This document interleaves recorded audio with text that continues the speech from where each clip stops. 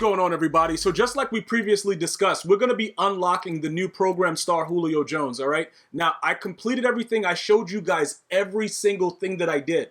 There's nothing hidden. I don't ever hide anything from my viewers, bro, when it comes to like making coins for yourself or bettering your team. I'm not going to give you guys all my blitzes and all my offensive stuff and all that things like that, but you guys are going to understand that. You're going to build your teams. I'm going to give you those guidelines, and then I'm going to give you gameplay with the players and let you see what's going on with it. But we went through all that stuff.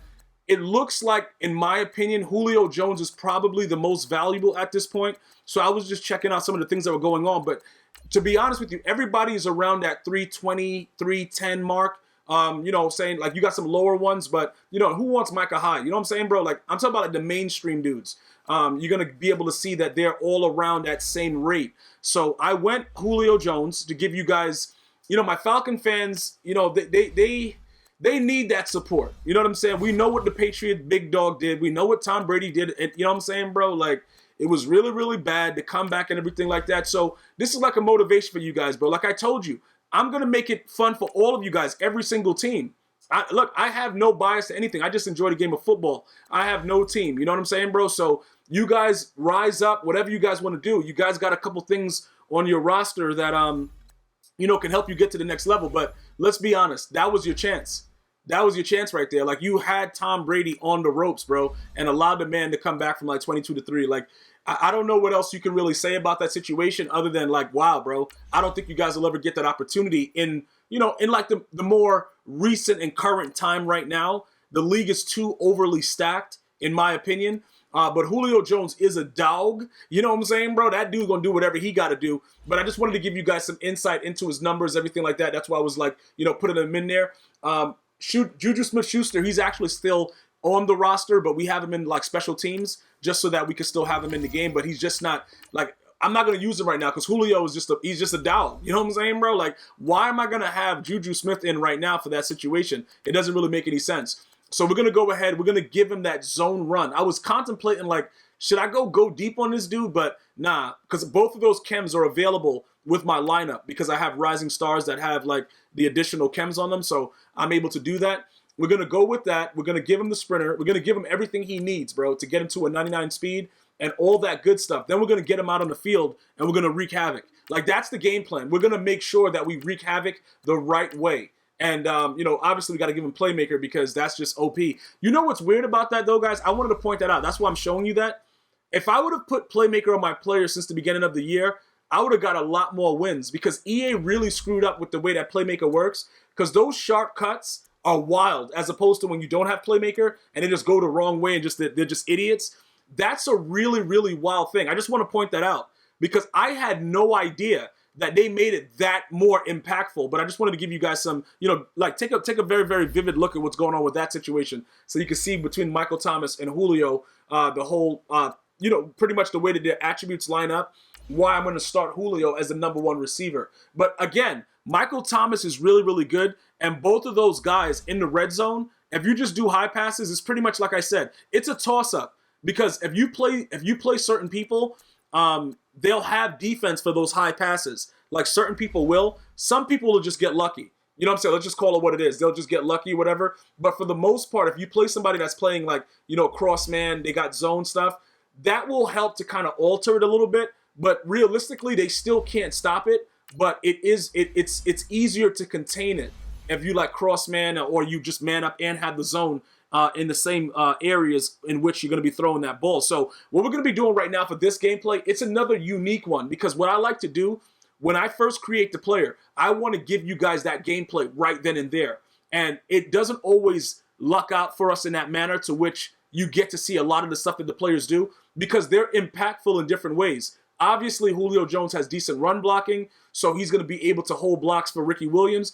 It's a lot of different ways that they contribute, but you guys are only looking for like, yo, what's Julio doing? Is he really, really good? Whatever. So this gameplay right here, it's going to be a real fast one. Like, it's not going to be something to where you're going to see a lot of Julio. I just want you to understand that my setup right now, Julio, Michael Thomas, and an OBJ.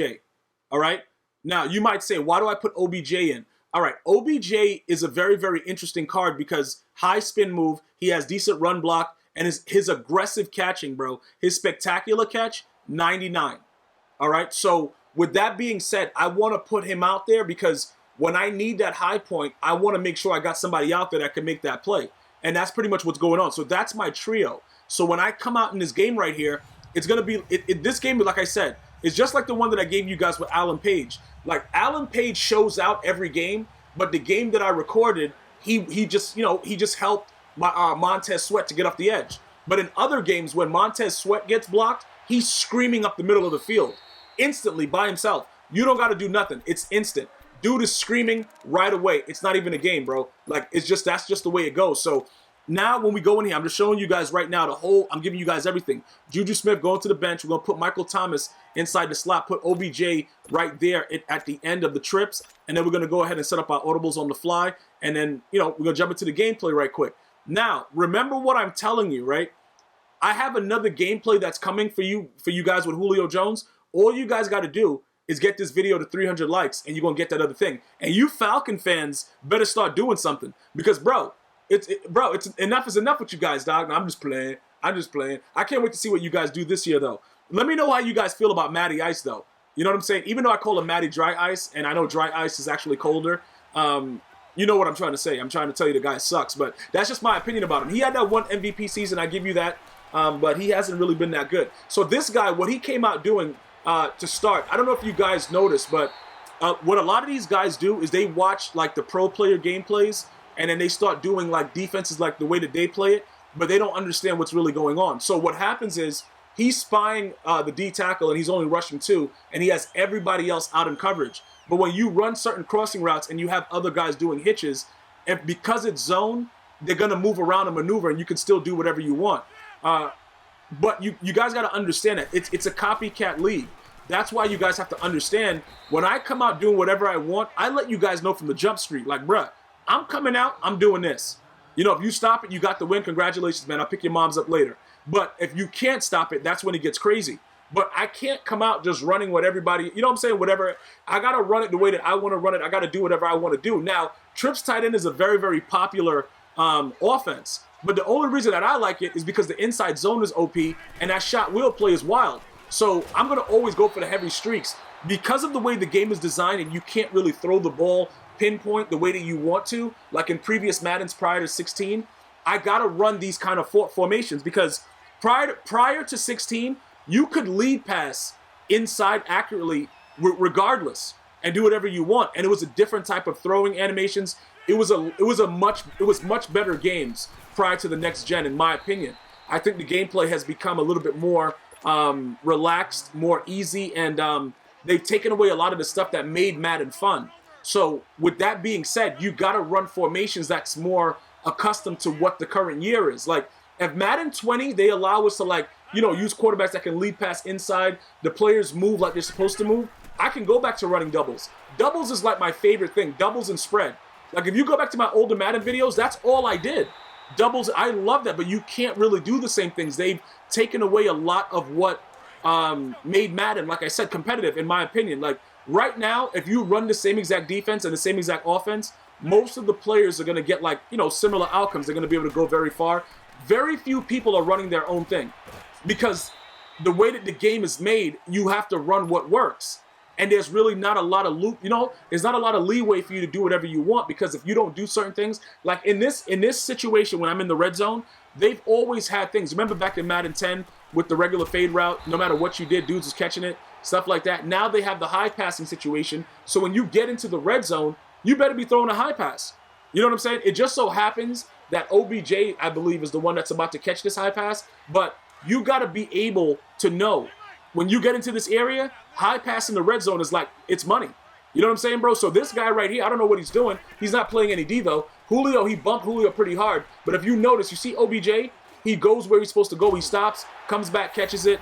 And, the game was supposed to go on a little bit longer, but I guess he was upset that I didn't drop the ball off the hit stick. So it is what it is, man. The dude said he had to go walk his goldfish, and he has things to do. So GG's to him. He has to do what's in the best interest for himself and his family. And he probably just didn't want to go through it after I, caught that pass after the major hit stick. He's like, you know what? It is what it is. But because I didn't really get to let Julio shine in that gameplay, I went into another game right after this one. And if you guys want to see it, like I told you earlier, you Falcon fans, all my subs, like the video. share it, get it to 300 likes, and let's get this popping. You know what I'm saying? Because you're not going to want to miss the next game. I can promise you that. Until next time, one love.